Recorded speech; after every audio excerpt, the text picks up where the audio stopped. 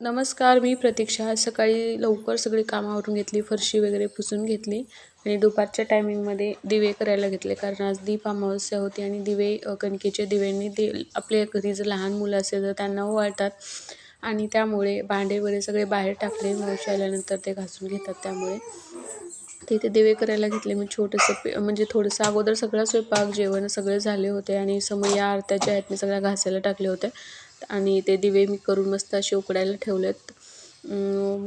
मी सकाळीच करायचा प्लॅन होता, पण रात्री समया वगैरे सगळ्या घासलेल्या असतात, त्यामुळे मग रात्री करायचं ठरवलं. आणि हे बघा आमचा रांगण्याचा कसा प्रयत्न चालू आहे इथे असं गादीवर टाकल्यानंतर. आणि मला हे मुद्दाम कॅप्चर करायचं होतं, ते आठवण राहील म्हणून. नंतर सगळ्या समयामध्ये स्वच्छ पुसून लावून घेतला. इकडे चहा ठेवला.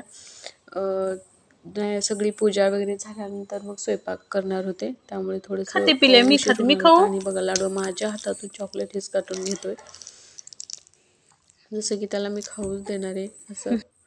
नंतर अशा पद्धतीने पूजा केली आणि लाडूला पण ओवाळून घेतलं मांडीवर त्यांच्या बसून.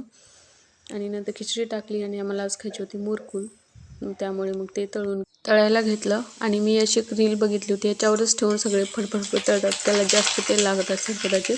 आणि मला ते काही जमलं नाही. म्हणतात दुसऱ्याचं गुण काहीच करू नये, म्हणून आपल्या पद्धतीने तेलामध्ये टाकून परत ते व्यवस्थित अशा पद्धतीने तळले. तर चला उद्या भेटूया. बा.